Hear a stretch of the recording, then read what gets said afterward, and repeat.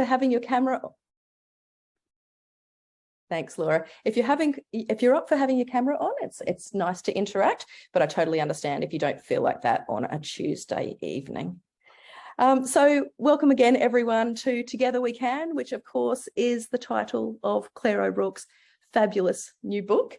I'd like to thank you all for making time this evening to join us. And to start, I want to acknowledge that I'm calling in tonight from Kombumerri country, which is also known as the Southern Gold Coast. I pay my respects to Kombumerri elders, past, present, and emerging, and I acknowledge the care and custodianship that the Kombumerri people have given to the land, sea, sky, and waterways for tens of thousands of years here on the land that I'm now lucky enough to live on. And I'd also like to acknowledge the First Nations people from the lands that you're all calling in from tonight and acknowledge that their sovereignty was never ceded. So we do encourage you to say hi and acknowledge the Indigenous name of the land that you're calling in from in the chat. And thanks to many of you who are doing that. It's really great. My name is Marie Carvolt. I'm very proud to be a co-founder and the chair of Australian Parents for Climate Action. My professional background is as a coral ecologist, and I was so lucky to spend a decade diving and travelling to some of the most stunning parts of the Indo-Pacific as a coral ecologist before I got tempted into temperate marine biology in New Zealand, and then onto polar ecotourism ships in Antarctica and the Russian Arctic. So I'm so lucky to have explored some of the most spectacular places on the planet. But it was there that I also experienced the grief of watching those places being decimated by climate change. And that's where I started my journey into climate action. And I started, as many of you would probably have started, by signing petitions, going to rallies, and switching my banking and super and electricity to companies that don't support fossil fuels, which we all know is the main driver of climate change. And then I became a mum. And suddenly the climate crisis became intensely personal, and it became part of my job as a parent to do everything I can to help solve it. So my journey deepened. I helped organise rallies and support the local school strikes.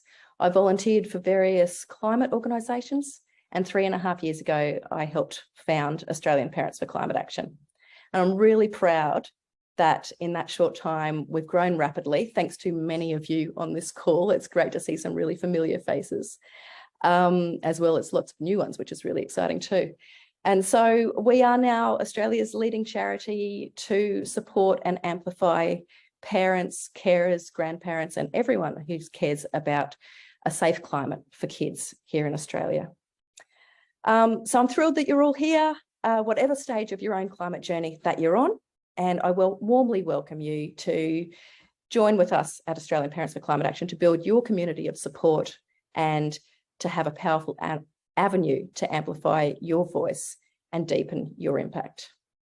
So please now let me introduce Claire O'Rourke, the author of our great book, of Claire's great book, Together We Can. And Claire's got an amazingly impressive resume. She's also a campaigner, a communicator, a behaviour change expert, and the partner and mum of 2 teenagers. So Claire gets the parenting gig, right, Claire? Claire also helps people and organisations take action on climate change, currently as Energy Transformation Program Co-Director at the Sunrise Project. And previously, Claire was National Director at Solar Citizens, a community-led renewable energy advocacy organisation. She's a former journalist, so she's got extensive experience campaigning for social impact, including on the National Disability Insurance Scheme and as a senior leader at Amnesty International Australia. I first met Claire about a decade ago when she was National Director of Solar Citizens, and it was around that time. Sorry, let's see if we can mute. Thanks for muting that one. And it was around that time when I met Claire that I was deepening my journey to protect my then unborn child from climate change.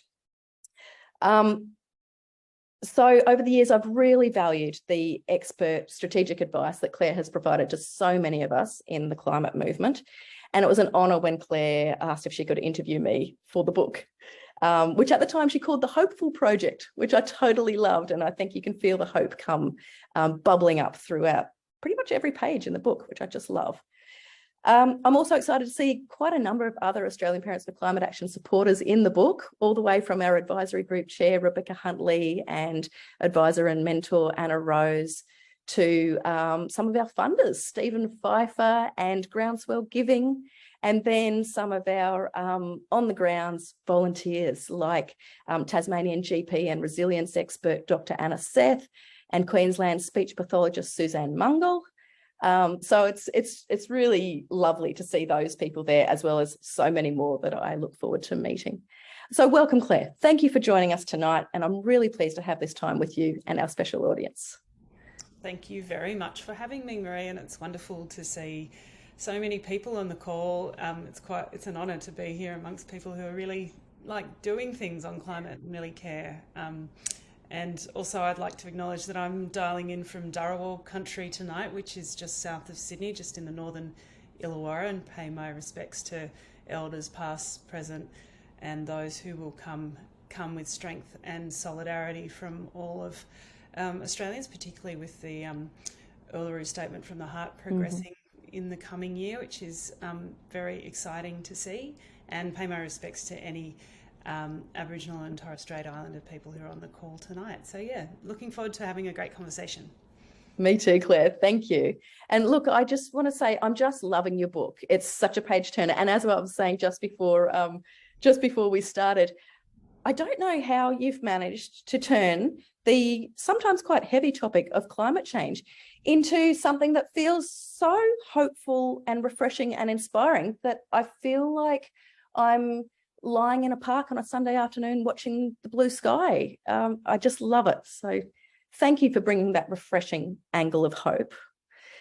And look, so as I say, you know, even though climate change is very worrying, and of course it is, that's why we're all here trying to fix it, your book describes dozens and dozens of real life examples of how everyday people have recognised and accepted that worry and processed their grief, and they've harnessed it to drive the solutions that are helping to solve this huge challenge. And along the way, they've had the perhaps unexpected benefits of building community connections and emotional strength. So I love that it challenges each one of us to find our own way to make a difference, and that we don't have to start out huge. And I think I look forward to touching on some of those when we get into some questions really soon. So look, everyone, if you haven't already got your copy of Together We Can by Claire O'Rourke, please jump to it. Laura's going to share the link in the chat, and she'll share it a few times throughout the evening. And we do have 2 copies of Claire's book to give away during the call tonight, so make sure you stick around to have a chance to win. So Claire, I've got some questions for you, and then after that, audience, I'd love to ask Claire some of your questions, so please do put them in the chat as they come up. So Claire, let's start. What motivated you to write this book? Well, I don't know how everyone on the line is feeling about climate change. If we're in a room where I could see all of your faces, I'd be going, so how do you feel about climate change? And it's pretty fair to say that, you know, from time to time, if not all the time, we're feeling pretty freaked out about it. And that's a scientific term that I invented. So basically, I went through a pit of emotional freak out around climate change just after the Black Summer fires. And I'm sure, you know, there may be people on this line who have lost people or homes or had people they know suffer through extreme weather events over the last few years. And so, but my experience of that wasn't so extreme, but it ended up manifesting in a pretty extreme way for me, because I lived down near the Illawarra Escarpment Rainforest. We had those skies full of that acrid yellow smoke, and we were checking the apps all the time to see whether the air was safe to breathe. We had these flying foxes circling at dusk every night in their thousands, where we would never see that. And it was just this kind of end of day stuff. It really was quite unnerving. We did have to pack up our trailer at one point because there was an imminent fire threat. and also that really impacted on my kids who were preteen, early teenage years at that point, and it just threw me into oh wow, this is really close for me in suburban, place south of Sydney, and it just seemed really weird. And I was already working on climate advocacy. Yep. I'd been doing it for some years before then, so it was really, oh, I'm going through this now. And I thought I'm surrounded most of the days that I work with really committed, passionate, creative, smart climate advocacy folks who are real, like they've got persistence and grit. And I thought, well, surely they're not in this kind of pit of despair, and I kind of shut up about it. And then we did this research that actually I worked with Rebecca Huntley on a couple of years ago called Climate Compass, which showed that, about a quarter of Australians aged 16 to 75 are just as freaked out about climate change as I was. And so I thought, well, there's about 5 million Australians who are feeling this way. And the same research also showed that we don't have 5 million people taking part in really, high impact systemic action that we know can really drive policy agendas. And I thought, well, there's a bit of a mismatch.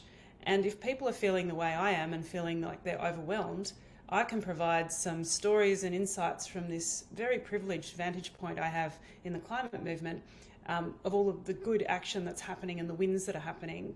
But then I also thought, well, I need to look outside of the movement as well. So I kind of peeked my head out over the edges of the climate movement and looked across, agriculture and climate tech and finance, and saw so many stories that it was really difficult to actually cut down enough to fit into 84,000 words for a book. So, and I think one of the kind of big points where I decided to pull it into a book was when I was away with my daughters for a quick weekend after the first set of lockdowns in New South Wales. And we were at a bookshop, and the whole wall of books was about, how climate change was going to destroy us all. Yeah. And I just couldn't pick any of them up. So I thought perhaps this would be useful to approach the climate challenge in a more hopeful, action-focused way that can give people some ideas. That's brilliant. Thank you, Claire. I really hope it can be useful to everyone on our call tonight and to the wider community, because I absolutely agree.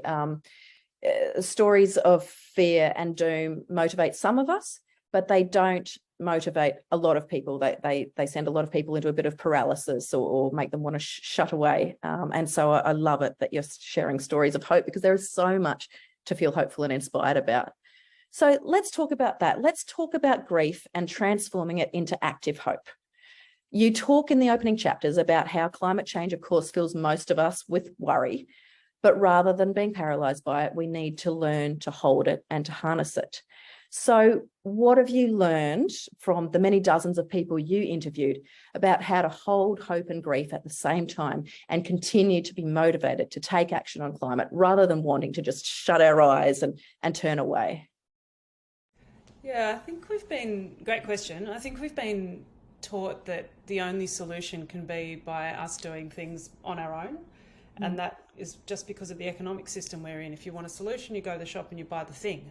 But I think what I learned from the process of looking at these stories and talking to lots of people, is that there was a moment for a lot of people when they just said, and this is possibly something folks on the line have experienced, is I'm really sick of this, I'm going to do something about it. And that is like the kind of first step.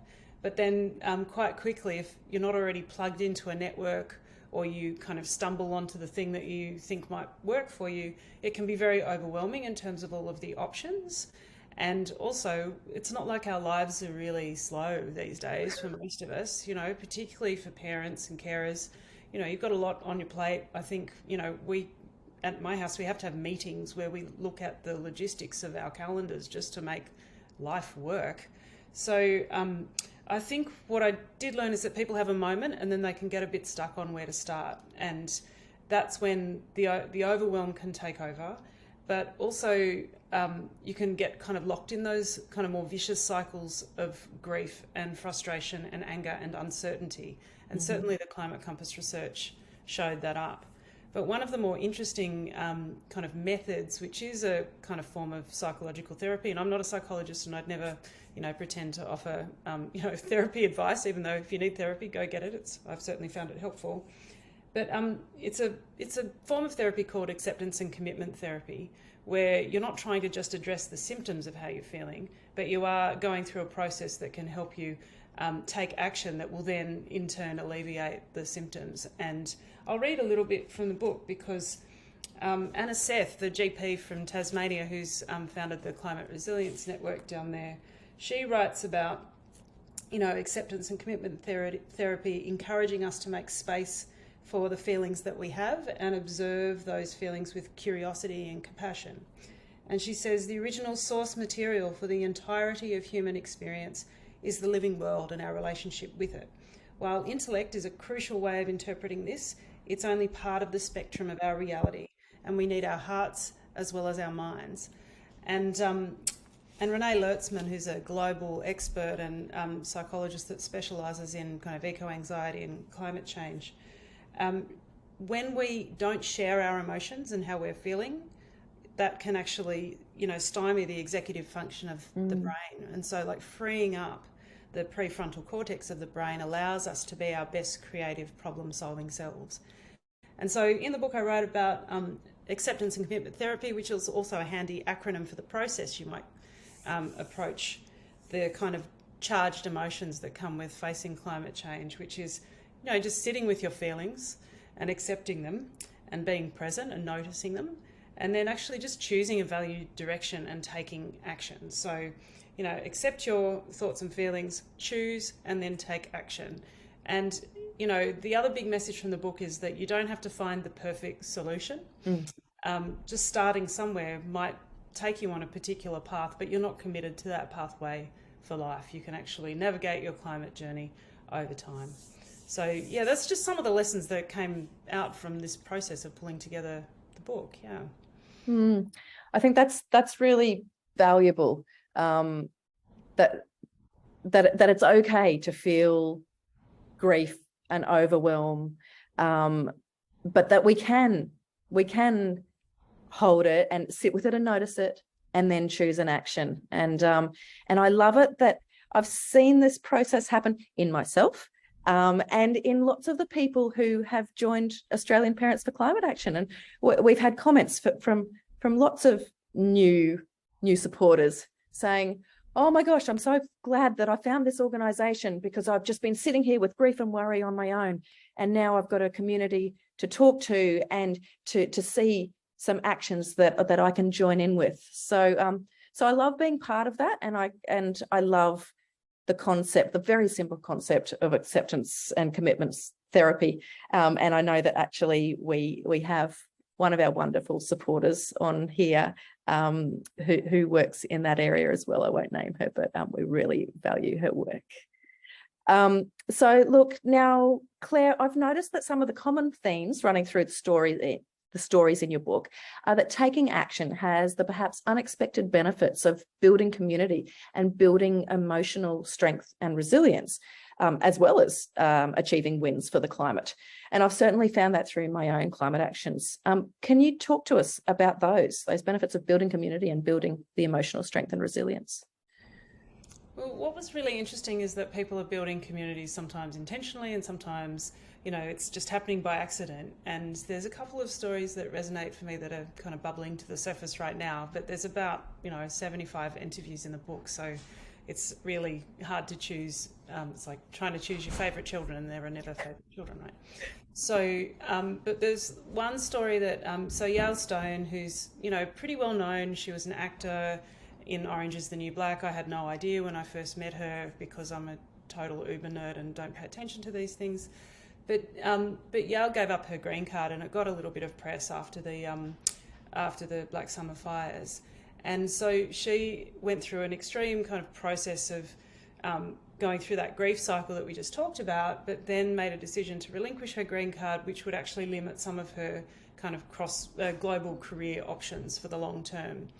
And a lot of people said that was an enormous sacrifice, but, I got to talk to her again probably about 18 months or so on from that decision, where, she'd really put down roots in her local community, which is, coincidentally just down the road from where I live in the Illawarra.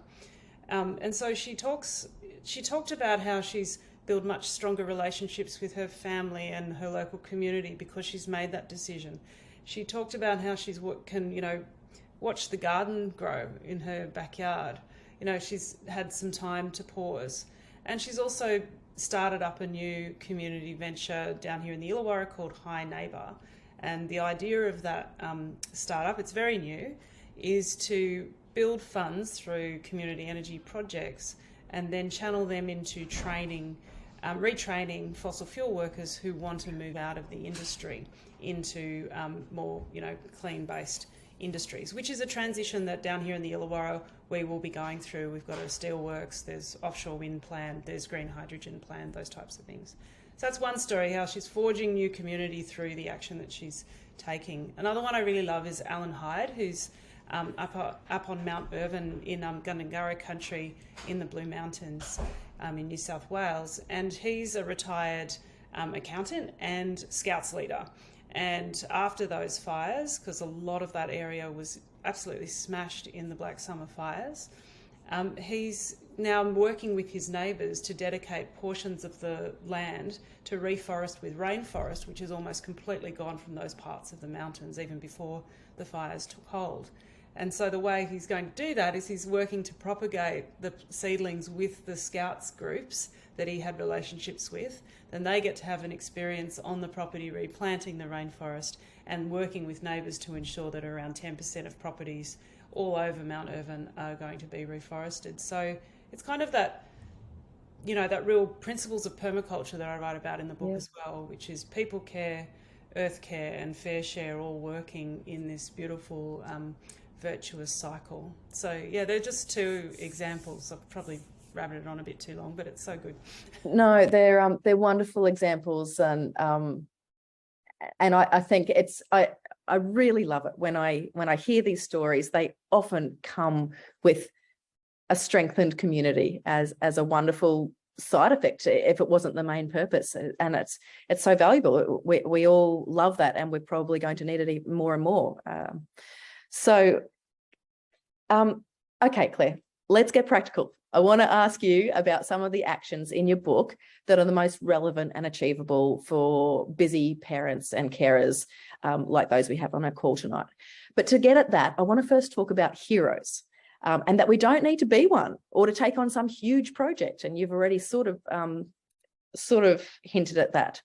I love your quote from Carol Sanford, the regenerative change expert, who says we don't need to be heroes. We need a variety of non-heroic contributions.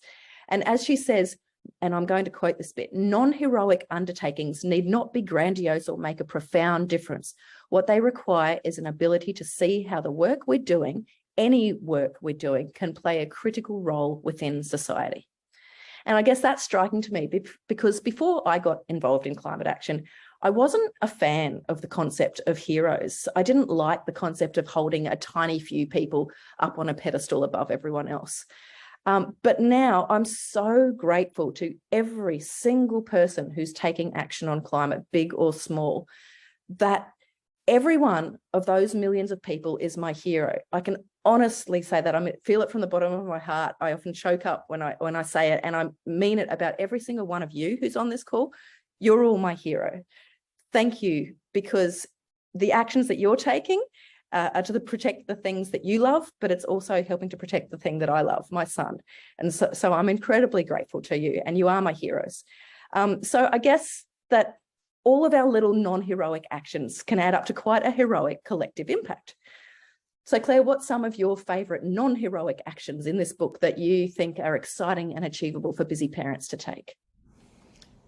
Well, starting somewhere is obviously the message that we're getting to in this conversation, but I wouldn't mind just kind of taking a slight step back because, when we're thinking about systems thinking, which almost none of us are taught at school, I certainly wasn't, I've learnt about it through the advocacy work I do, is that we're trying to create the conditions under which change can happen.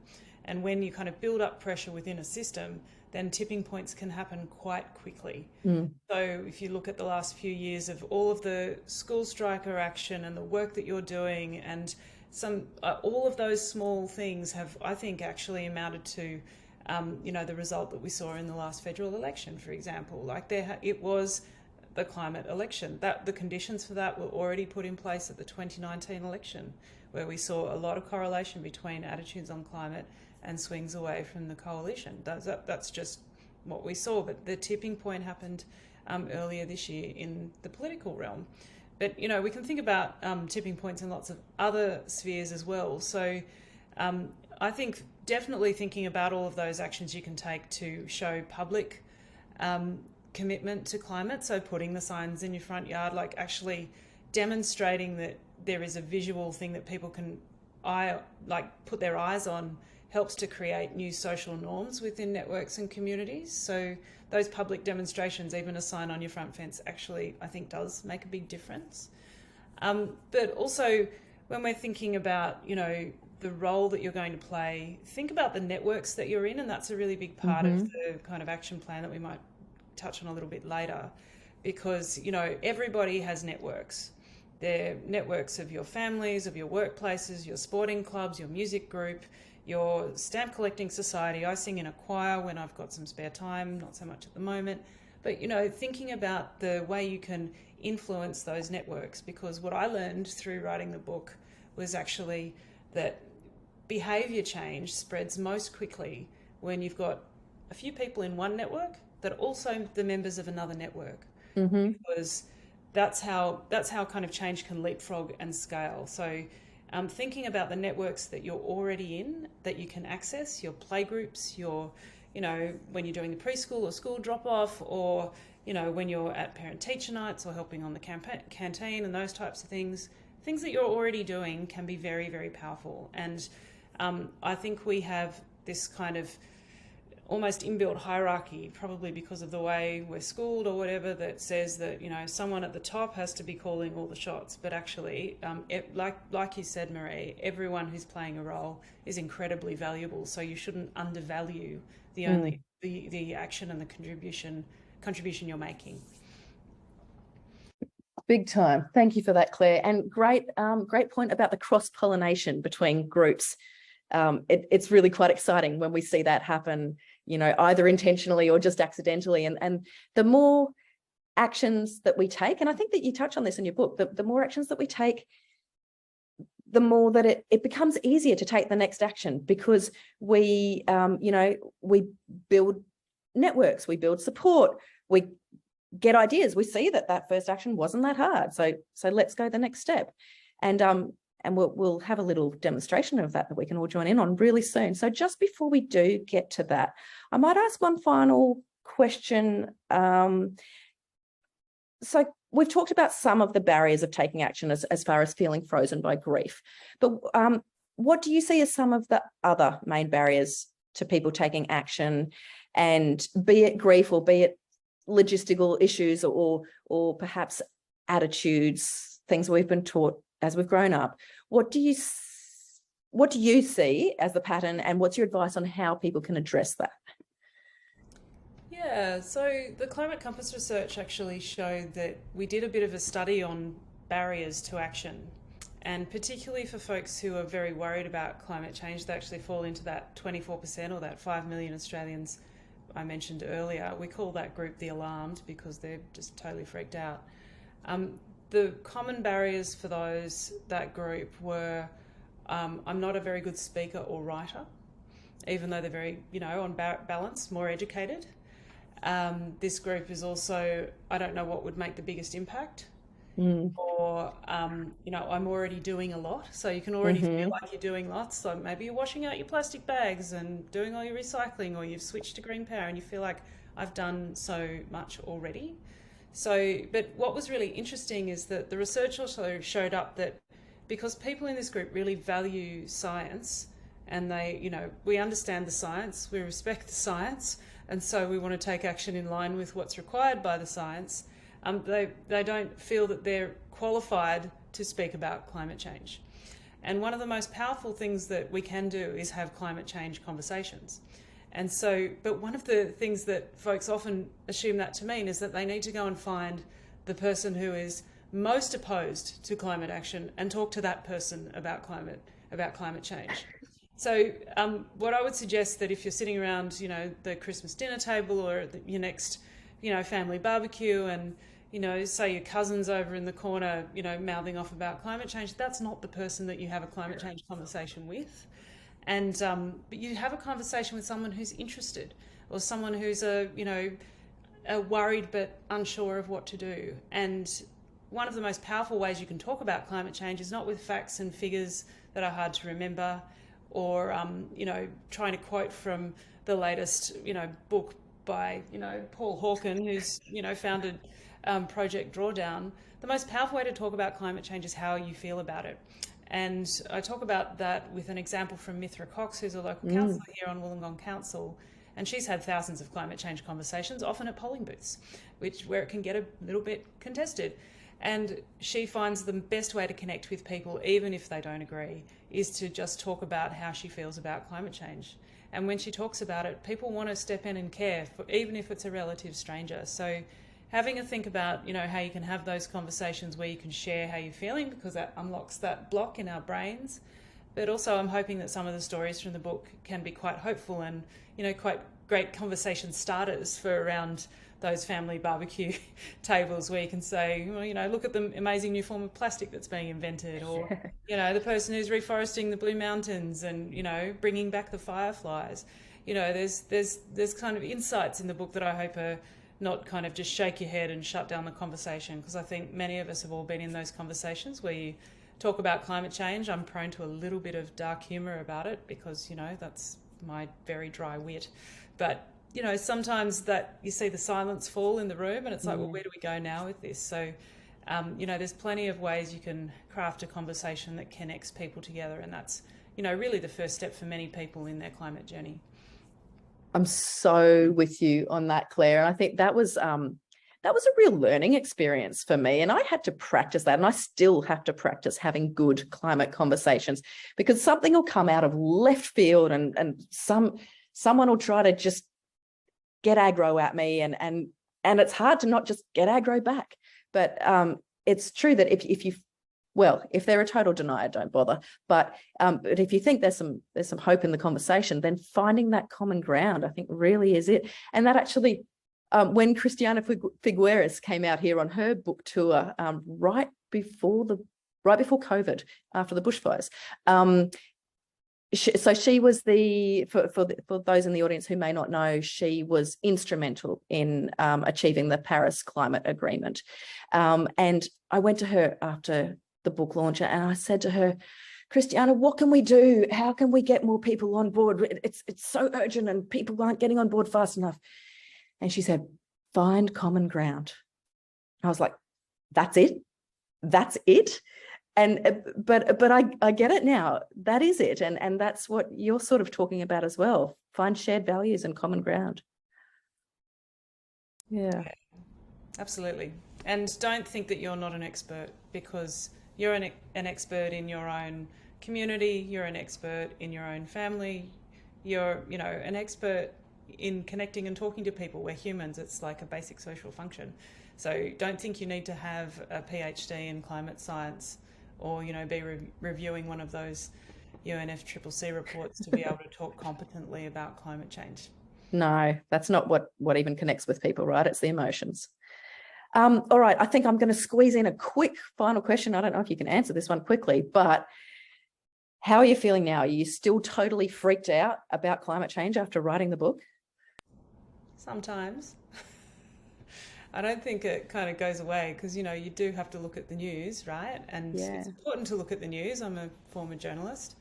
But I have found this project incredibly hopeful. I don't know, wellness type folks will talk about keeping your cup full. And I think it's kind of on all of us. It's our responsibility when we think about caring for our future generations to look for good news and to be intentional about it. And there's a couple of tips on how to do that in the book. Like, if you see a good piece of news but you don't have time to read it, just save it in your social media feeds or put it somewhere, like use Instapaper. That's quite a good app for that, where you can actually intentionally go through good news stories and share those. The negative energy that comes from just going into fight with people on social media, don't engage with it. There's no point trying to convince a denier. There's not that many of them. So proportionate to all the people who care, because there's 24% of Australians who are alarmed about it. And then there's just the slight next category along the spectrum, about another 24% of Australians are concerned. So almost half the country is very worried about climate change. So there's plenty of people to talk to and plenty of people to have those generative interactions with. So keeping your cup full is really important to keep us sustained in the advocacy and action work that we need to be taking, and we need to encourage others to do at scale. So yeah, don't get absorbed in that kind of climate doom spiral when you're doom scrolling.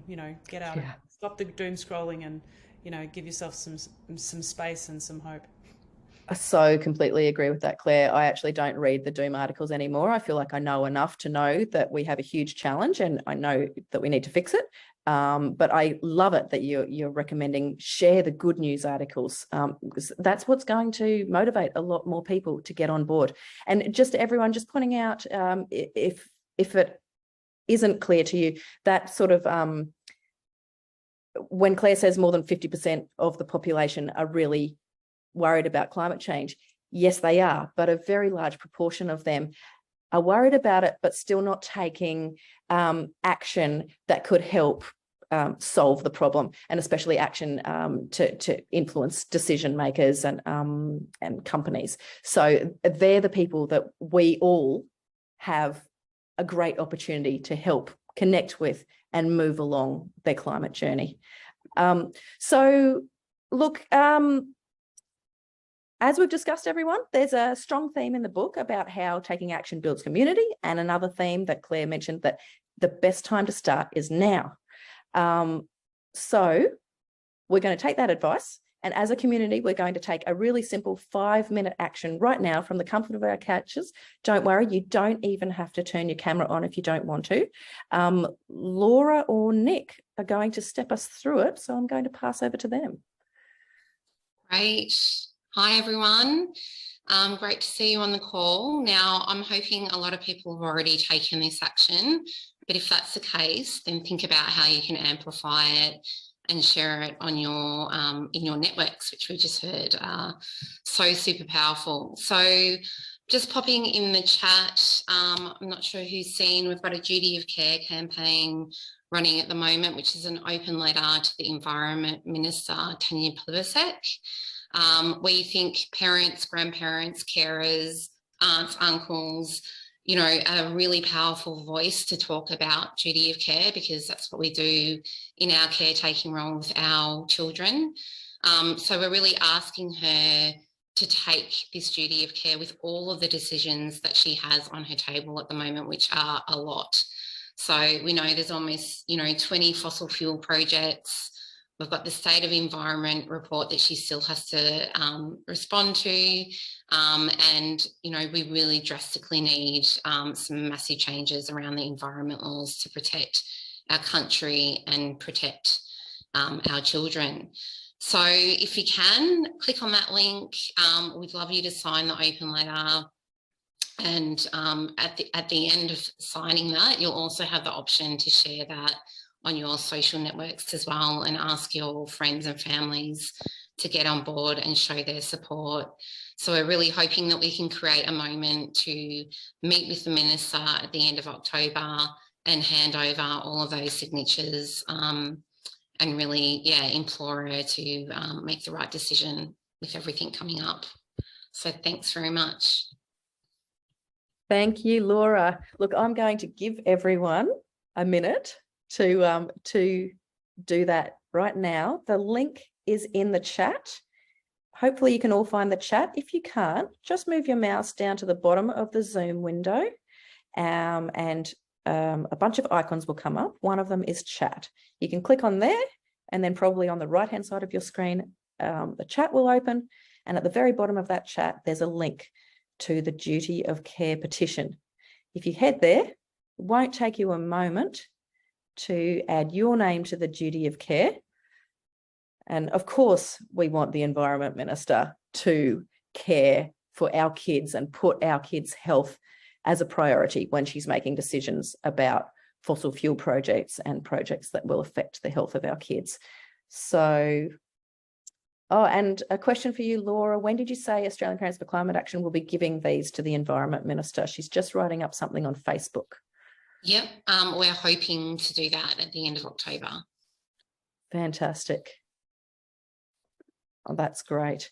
And obviously, as everyone knows, the more signatures, the more powerful the petition. Some people wonder, you know, is there much value in petitions? You know what? I'm going to throw to Claire on this. Claire, do you see some value in signing a petition such as this? That I know that there's various views on petitions. I actually do, because they're really great entry point. I used to do a lot of digital oriented communications campaigning, and they're a great way to, you know, bring people in with a simple, straightforward thing that they can do, and then you can introduce, you know, more challenging or possibly, you know, out of your comfort zone actions after that. So yes, it's good to help people engage in the campaigns that you're running. The other thing I learned from the book was that, you know, small actions at large scale do make a difference, you know, so everyone changing their bank or everyone signing a petition is really, really useful. Those individual, small, easier type things to take part in are also really useful, because the, you know, behavioural economics research that I looked at shows that people who are taking part in these individual, small, environmentally friendly actions are also more likely to take part in collective, more public forms of action in time. And so, you know, when we think about people being on a climate journey, you know, petitions are really useful. And particularly the more of them we do and the more people who sign them, then that's really, you know, obviously a signal that can be sent to decision makers as well. So that's really useful. Thanks, Claire. I'm a bit relieved actually, because I thought, I'm scared that she's going to say no, don't. So thank you. I'm very glad that you do see the great value in petitions as one part of your climate action menu, shall we say.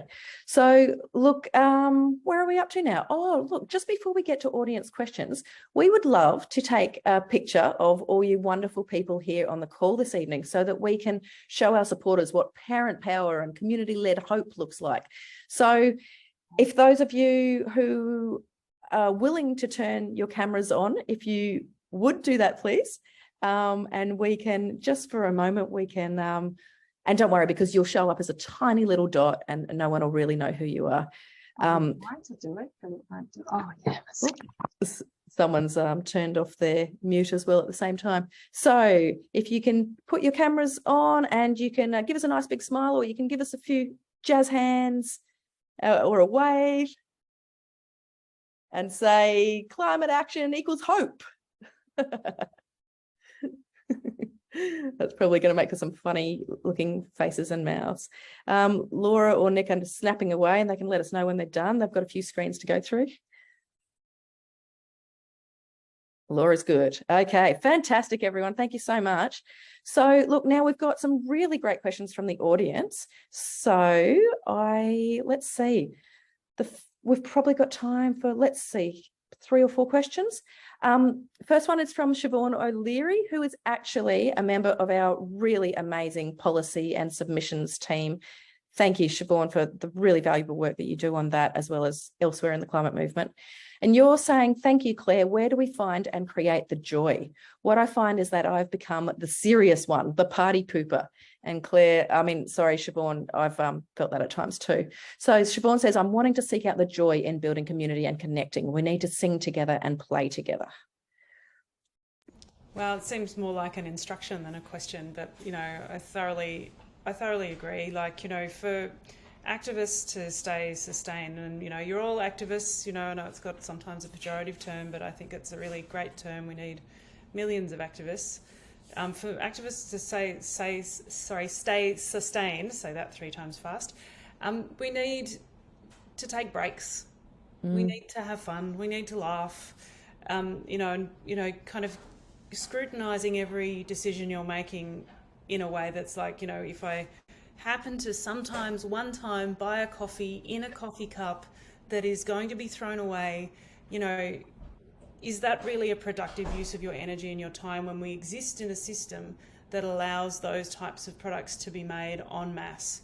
So when you think about systems and think about your role in them, you know, you can often think about it's okay to take breaks. It's not all my responsibility to fix the entire globe with the billions of people on it and all of the kind of injustice and all of the inequality that's in it.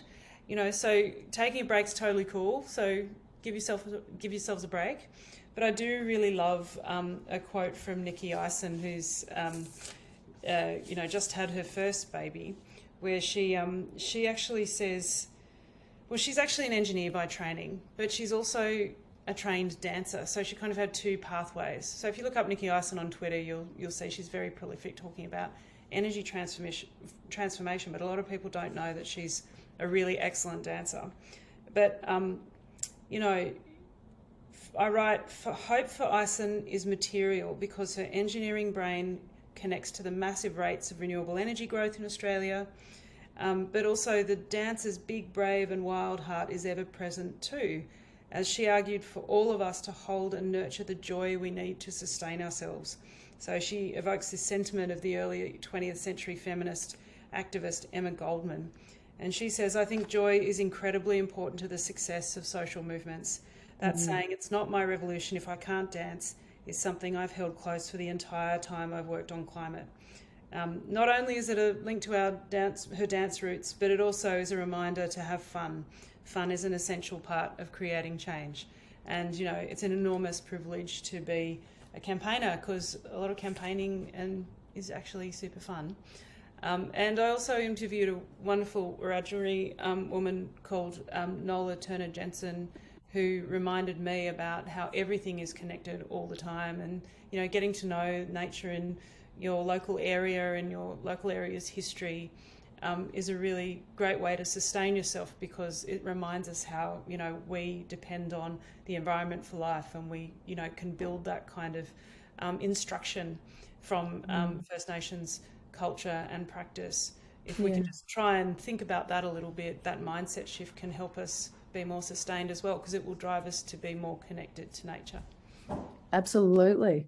Siobhan, thank you for that question and for the reminders that that Claire has given us, because it's so important, isn't it? We do need to keep feeling joy and connection to nature, or doing the thing you love. I didn't know that Nikki Eisen was a fantastic dancer. Go Nikki, she's just a powerhouse.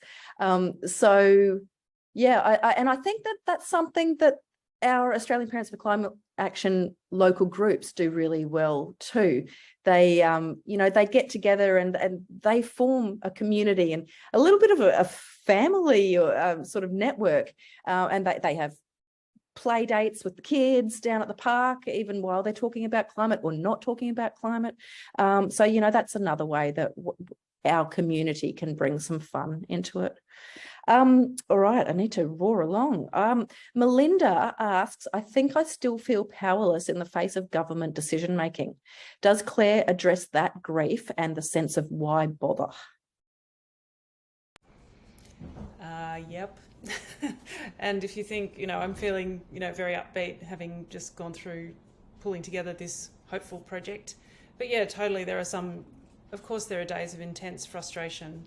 I think the scale of what is required in terms of emissions reduction in line with the science and what the Climate Council recommends as Australia's contribution is far beyond where we're at in terms of broad climate policy and decision making. But I think it's also important to remember that all change is not linear. Change can happen very quickly. Positive tipping points can happen without really knowing that you can't really see a tipping point until you look in the rearview mirror. Mm-hmm. And I write about a story in the book about Phoebe Howie, who was, in her mid-20s. She came back from a, great experience during her uni days to her home in Canberra. She got to see the Copenhagen climate talks, and, we all know what happened to them. I don't want to go into that right now because it was not terribly hopeful. But she got back and said, well, what can I do locally? And the ACT was looking at setting its emissions reduction targets. They had a range. So she got together with a whole bunch of folks in her community, a whole bunch of nature groups as well, and they campaigned for the upper limit of those emissions reduction targets. They won the campaign, and Simon Colbell, who's now he works at the Clean Energy Investor Group, but he was the energy minister at the time, and he told me, and I write about it in the book, that created enough political space for them to get on with enacting the policies that got the ACT onto becoming 100% renewable in time. And they did a whole lot of groundbreaking policy pieces, including reverse auctions for large-scale renewables projects. And that policy framework has been copied in most of the eastern seaboard states over the last 8 to 10 years. And that's why, one of the big reasons why we have about 30% renewables generation in the national electricity market now. Like, it is, and Phoebe had no idea that what she was starting would end up having some influence on that system, that, and she did that. And you ask her about it, she goes, "Oh, it wasn't me." There's lots of people involved. But I just think, thinking about what you could be starting, you don't know what you could be starting or contributing to. So yes, the frustration will be there and it will come back, and acknowledging that is just part of what this whole mission for all of us is about. But also kind of thinking about how you can feel powerful. So choosing to take part in activities where you are connecting with other people, whether it's a rally or whether it's a writing group or whether it's a meeting like this, it's a way of feeling powerful because you are connecting with other people, I think really is the way that we can address that. Because if you're sitting by yourself, of course, it's going to be harder to bear that burden. Yeah, I would absolutely agree with that. And I love that story of Phoebe's, like, wow, yeah, she absolutely wouldn't have known how impactful that action was going to be. It's just brilliant. And there's so many of those sorts of stories, and some of the people on this call are examples of that story. Claire, I think you're an example of that story. So absolutely. And look, coming back to Melinda's question of why bother, I think that we can probably point to the recent federal election outcome as a good example of why bother. We now have a government a lot more interested in acting on climate. Yes, they are still not as ambitious as we need them to be, but the only way that we're going to increase their ambition is to stand up and be heard, and for them to hear that there is a groundswell of community support and expectations for them to be more ambitious, and probably also to move along the other parties as well, the Liberal and National parties, so that Labor don't get scared of getting too far ahead of themselves. So I think there's some great recent examples of why bother and why work as a community together. I'm going to squeeze in. This is going to be, well, we're going to have to squeeze in really fast, Claire. How do we move the climate conversation from a cost to the bottom line to the huge economic opportunity the transition out of fossil fuel presents? In 1 or 2 minutes.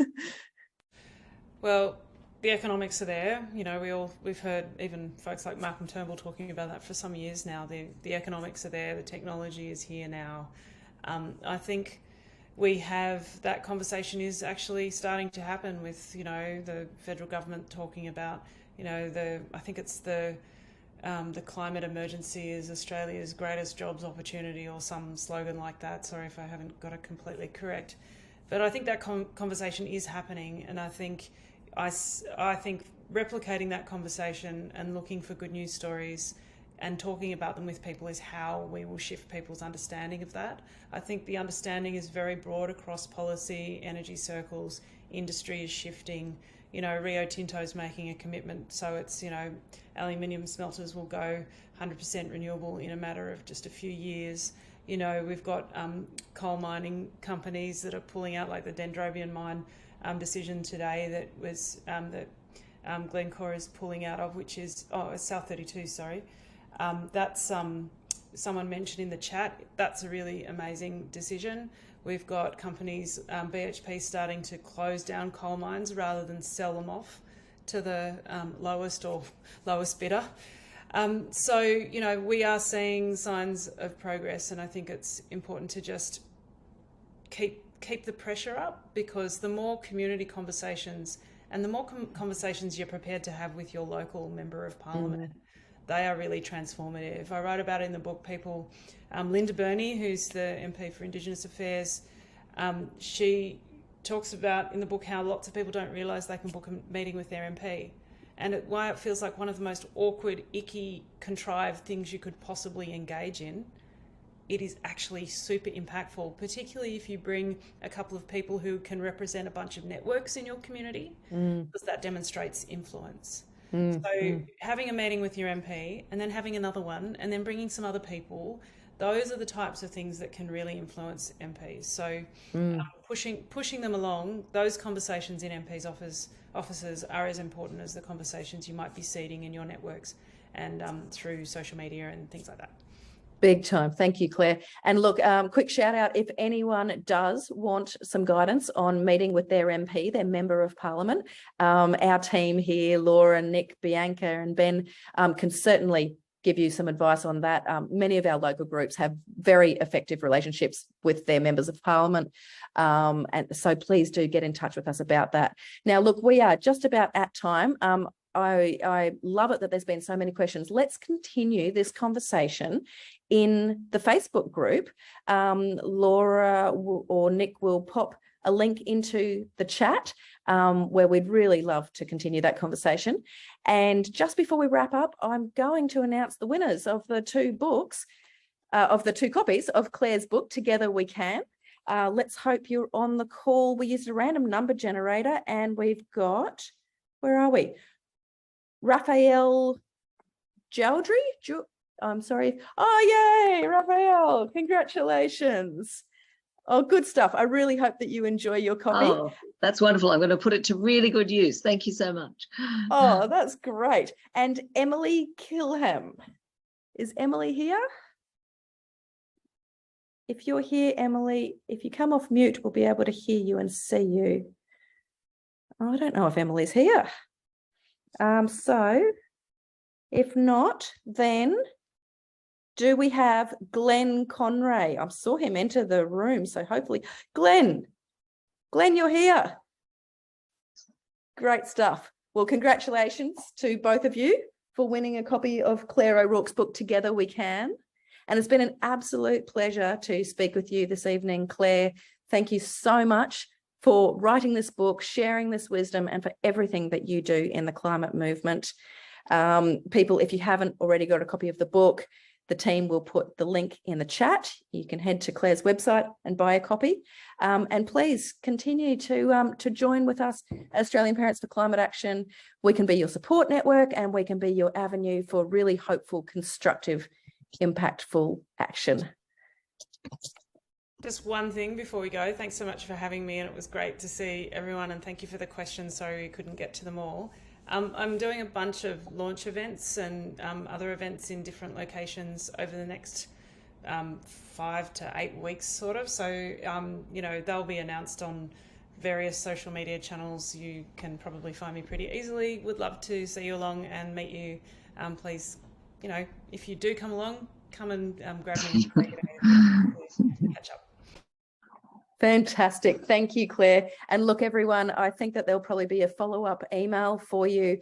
So the links to Claire's website and to our Facebook group will also be in that follow-up email if you couldn't find them in the chat. Thank you so much for coming along this evening. Have a great night. And remember, together we can. Thank you so much, Marie and Claire and everybody. Thank you. Fantastic. Thank you for coming. Thank you, everyone.